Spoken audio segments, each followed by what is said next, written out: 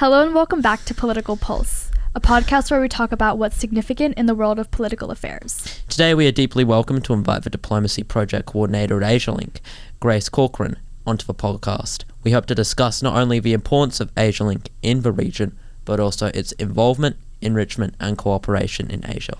Furthermore, we will get to discuss Asialink's plan for not only enhancing diplomatic ties, but business, arts and education between Australia and its neighbouring partners. Thank you for being here with us today, Grace, a reprieve in what must be a busy schedule over at Melbourne. Grace is thoroughly invested in the world of diplomacy, not only the Diplomacy Project Coordinator at Asialink, but previously involved with the likes of the New Colombo Plan for the Department of Foreign Affairs and Trade and Amnesty International Australia. Grace has had the chance to be deeply involved with Australia at a brutally individual level and has been listed as a young woman to watch in international affairs for 2023. Grace has completed internships at an organisation such as House of Friendship in Canada, an organisation dedicated to supporting those suffering from homelessness and addiction. Grace completed an internship at the Asia Foundation in the Philippines, an organisation dedicated to the development and supporting human rights across the region. Grace has also worked in women's improvement in the Maldives, public health in Sri Lanka and queer rights in the Federated States of Micronesia. From this variation of experience, Grace is strongly bonded to morality through personal experience. Foremostly, we would like to discuss Asialink, a regional international organization and Australia's leading centre for creative engagement with Asia. Asialink was established in 1989 and continues to be extremely relevant, considering various tensions and opportunities between neighbours in the Asia region. Currently hosted by the University of Melbourne, Asialink is very well established and an esteemed organisation dedicated to holistic, authentic and sustained engagement with the Indo-Pacific. Grace, what is Asialink's importance in diplomacy within Asia?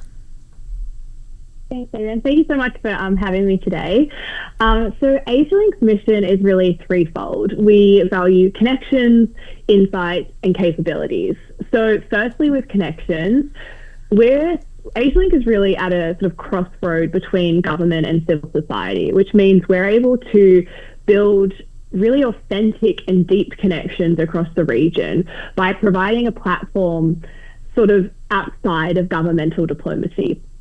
So we're apolitical, and because of this, our relationships don't change when governments change. But this really allows us to build a bridge with other countries, even when sort of political tensions are high or there are other issues happening in the region.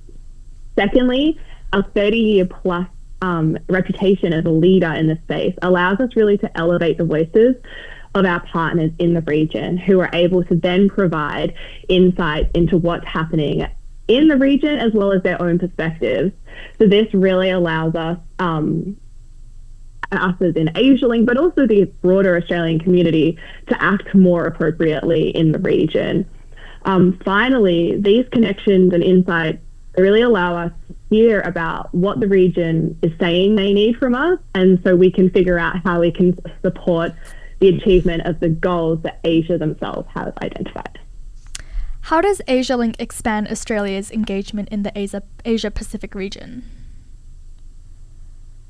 So Asialink's mission really is to drive and sort of foster engagement between communities in Australia and the Indo-Pacific. So we do this really holistically through arts, business, education, and diplomacy.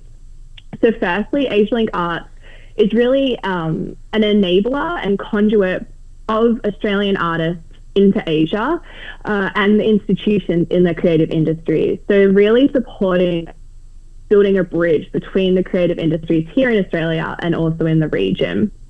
The education pillar, the Asia Education Foundation, provides teachers and students across the region with the skills and perspectives to navigate a shared region and to build a prosperous future. So this really is about connecting schools. So we have Australian schools connected with, I believe, 23 other countries in order to build a better understanding and sort of regional mindset in the next generation of leaders. We then have the business pillar, so that's Asialink Business, and they offer market-leading expertise to Australian organisations to build our Asia capability. So this is so that Australian businesses are really able to engage most appropriately in Asian markets. And they are Australia's national centre for Asia capability. Finally, the diplomacy pillar, that's Asialink Diplomacy, and that's the team that I'm in. We work to deepen and expand the quality of discussions between Australia and our partners in the region. So this is really about connecting leaders in various different fields to talk about cross-regional issues that affect all of us. How does Asialink encourage development? Yeah, so I think in terms of this question, sort of thinking about what are our goals with development, or how do we encourage development, I think we at Asialink, it's more about how we look more about how Australia engages with Asia. So I guess you could take this in two ways, looking outwards and looking inwards. Looking outwards, Asialink would really like to see a region where Australia can engage authentically and effectively with our neighbours. So we hope to support the Australian government execute their agenda in the Indo-Pacific and sort of build this Australia brand. But realistically, we don't think that we can have goals for the development of Asia. Asia has its own goals, and it's really our role to support them in achieving their own goals. So I guess really looking inwardly, we would like to see Australia really expand its definition of security. I think there's a huge focus from the Australian government and sort of the population more broadly that our engagement in Asia really revolves around security and defense and sort of hard diplomacy. And we really believe that our security goes beyond that. It's a lot about, partnerships and investing in people. It's strengthening economic ties and those people-to-people connections.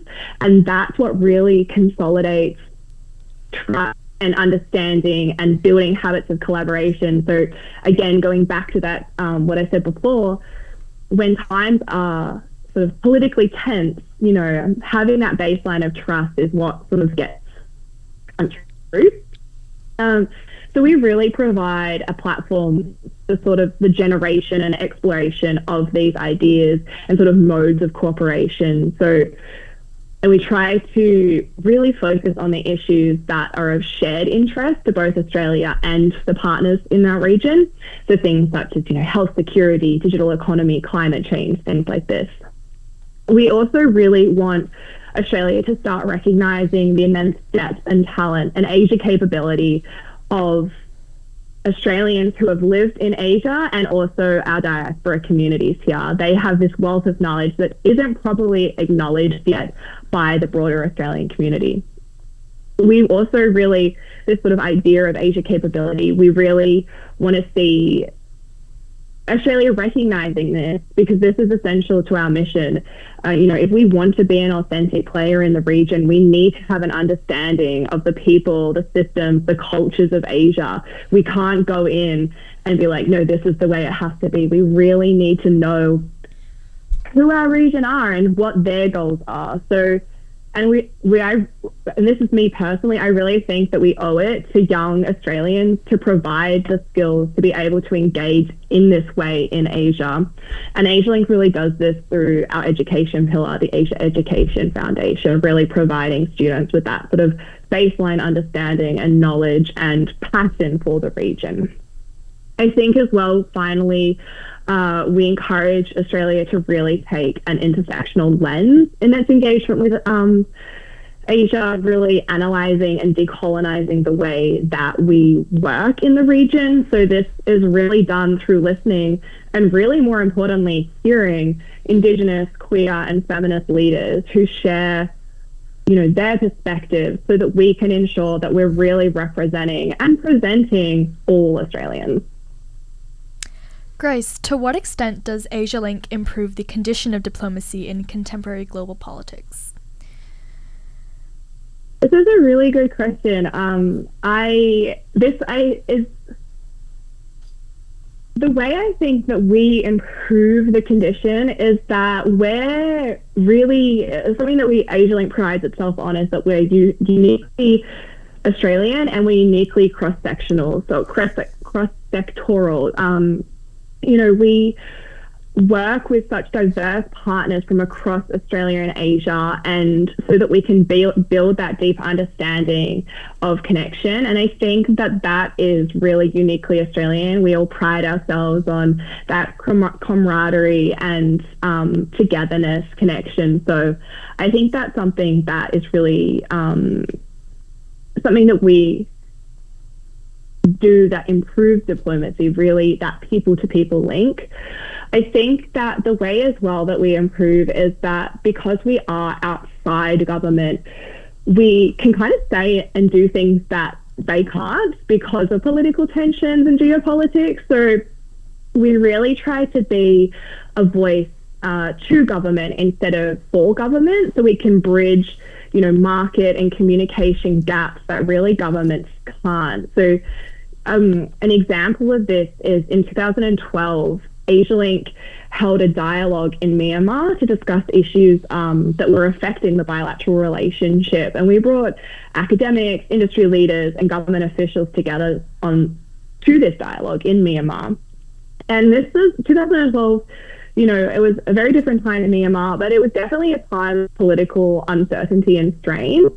And this just wouldn't have been able to be done at that top level by government officials. So we were really lucky and proud to be able to provide that platform. And I think that's how we really contribute to improve diplomacy in the region, because we can recognize that, in Asia, there are very varied degrees of trust in government, internal governments and external governments. And so being, as I sort of said before, that cross-section, we really get to build bridges and provide platforms that are in more of a safe space than might be recognised as a government, in a government dialogue. So how does Asialink implement its programs? Yeah, so Asialink implements its programs in a variety of ways, and each of our pillars work quite differently because they're engaging with quite different audiences. The Asia Education Foundation engaging with schools is very different to business, who are engaging with, executives and CEOs who are trying, and business leaders who are trying to engage more effectively in Asia. So the way I'd say that there are some sort of similarities, though, in the way that we do this. So I think firstly, the partnerships we build, we really recognize at Asialink that working together is much stronger than working alone. So we really ensure that we have solid partnerships in the programs that we run. So we wouldn't, talking about this dialogue in Myanmar, we didn't go into Myanmar by ourselves. We had partners in Myanmar that we ran that with. And we really ensured, and like we do in all of our programs, that this program is reciprocal. So we're not going in being like, this is what Australia wants, this is how it should be. It's really like, this is what Australia wants. What would you like? How can we make sure that we're both getting benefits and that we're both achieving shared goals together? So I think that is sort of an overarching theme with all of our programs. I think as well, working with diverse actors is really interesting way that we engage, because we do have such a cross-sectoral approach. Regularly in our programs, just me and diplomacy, I'll reach out to Asialink Business and ask, hey, can you let me know who your partners in business are? I'll reach out to Asialink Arts and say, let me know some creative industry workers that I can invite along to this. We really ensure that all of our programs really represent society, that we're not just siloed in the way that we think. We're not just looking at diplomats, or we're not just looking at industry. We're really trying to engage in a more comprehensive way. For diplomacy specifically, and I can't talk to the other pillars, but the way that we implement our project is we first listen to our partners about what they want, and then we sort of identify where is there overlap in Australia's national interest and Australian goals, and then we talk about those ideas. We really try to focus on furthering collaboration. We try not to, and although we definitely discuss, concerns in relationships, we really try to take that outlook of how do we move forward and how do we progress. After we have found that mutual ground, that's when we really design a program that's going to meet the needs of both us and our partners. Grace, what makes Asialink a unique channel for diplomacy? I think the nature of our partnerships, the way I've sort of talked about it, and the way I like to think about it, is quite horizontal. So I think that these sort of partnerships really allow us to build more comprehensive content for our programs.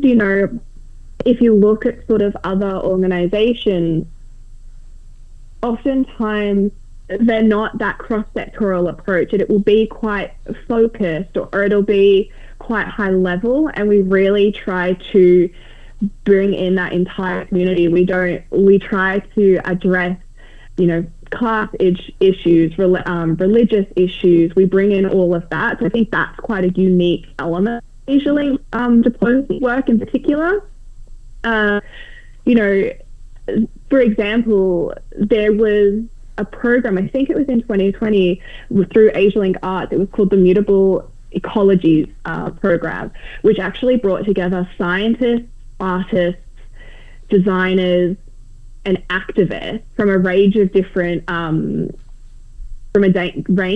countries to talk about the impact of nuclear testing and climate change.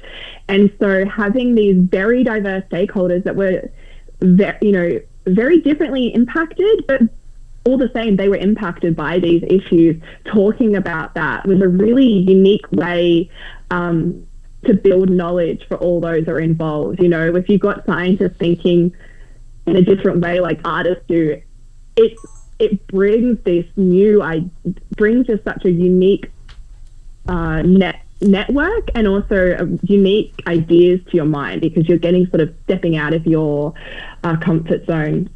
I think just finally, a unique way for Asialink is that, our CEO Martin Lance regularly says, we're a do tank, not a think tank. So we regularly run programs. It's not just about pushing out research or reports, which are very important, and they are things that we do, but we really try to build that people-to-people connection, by running exchanges, forums, and capability development programs. So for instance, the Asia Education Foundation Bridge School Partnership brings together sort of teachers, students, and school communities to collaborate on programs. So, you'll have 15 Indonesia teachers come and meet their counterparts in Australia and learn from each other and build that network and build a sort of a global community. It's great to see that Asialink has taken such a fundamental role in seeing these transactions of diplomacy across Asia and Australia. What does being the diplomacy project coordinator at Asialink entail for you? I would say I've not had a day that was the same in the entire time that I've been diplomacy project coordinator, which I really, really love. So specifically with diplomacy, my role is about connecting Australian academics, industry experts, young professionals, and government officials together to talk about issues relating to Australia's engagement in the region. So we do this through a variety of techniques. So we do webinars, we do dialogues, we do roundtables, we publish reports, and we launch books. So it's really, we try to take a very diverse approach, or a unique approach to this, because the reality is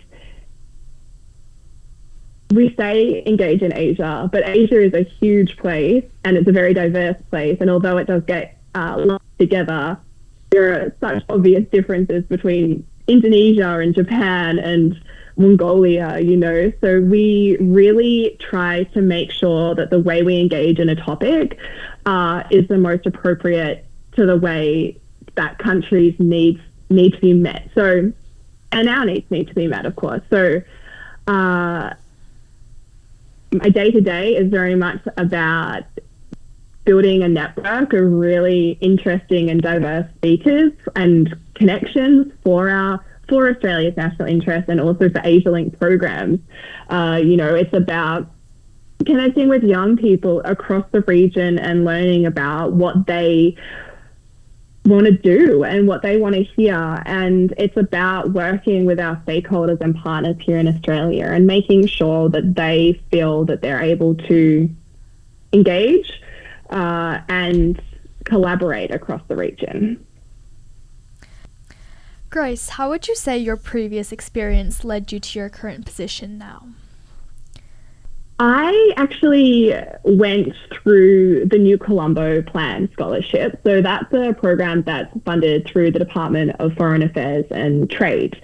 And so that program sends up to 150 students into the Indo-Pacific to live, study, and work. And I was really lucky and fortunate to have received one of those scholarships back in 2018. And through that, I was able to live. My first component was living in the Federated States of Micronesia, which is in the Pacific. And during that time, I was involved in a queer rights group and worked in the Pohnpei Public Health Hospital, volunteered at the library. So I really learned a lot from my friends and colleagues in Micronesia. After that, I went did an internship in the Maldives in women's empowerment, and I worked for an organization called Women in Democracy, which supports the stability of democratic institutions in the Maldives. From there, I went to Sri Lanka and I worked in public health outside of Colombo. And then from there, I went to the Philippines and worked with the Asia Foundation in their law and human rights team. So when I started my uni degree, I thought I wanted to be a doctor. So that very quickly changed when I was in the Indo-Pacific, and that opportunity that really, I learned a lot about myself, but I also learned how much, and my own biases, I have to say.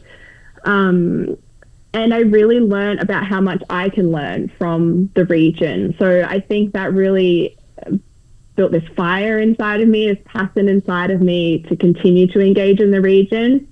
And I think, I was really fortunate. I went to the Australian Catholic University at Melbourne, and they provided me with a lot of overseas opportunities. And I think that just having those experiences allowed me to build this sort of global mindset.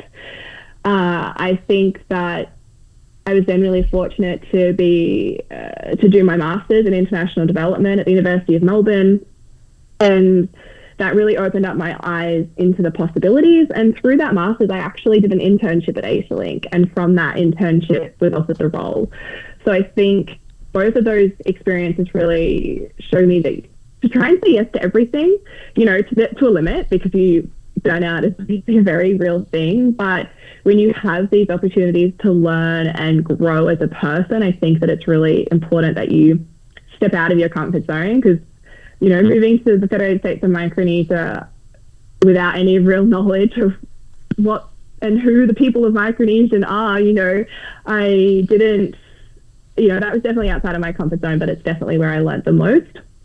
And then I guess finally it would be, I've always volunteered in different organizations. At 18, I was a big sister to children with disabilities. I moved into volunteer with Amnesty International. I joined the activist leadership committee so I could more effectively, promote policy and support international human rights. And most recently, I've become the program manager of the Australia-Vietnam Leadership Dialogue. And I think all of these opportunities although have been, selfishly have been so rewarding because I really feel like I'm, helping people and supporting people. But it's really provided me with this network of really cool people that I've been able to learn from and build my skills with. I think that, with volunteering, people are often, think, oh, it's about giving back. And it definitely is about giving back. But, it brings you so much as well. And I think, it just goes back to saying, like, just do as many things that you think you're going to bring joy, you're going to get joy and benefit from. I think it was, I think all of that has led me to this now. Thank you, Grace Corcoran. I hope a lot of students sort of see your experiences and hope to move in some similar direction. It sounds like it would have been such an educating journey for you and would be such an amazing experience for students in the future. So thank you for being on the podcast. Thank you for being on the podcast. It was truly a pleasure to have you here today. Thank you so much, and thank you for having me. It's been amazing, and I really hope everyone does get something out of it, and would definitely recommend looking for the New Colombo Plan Scholarship at your university because, it's open to everybody. Thank you.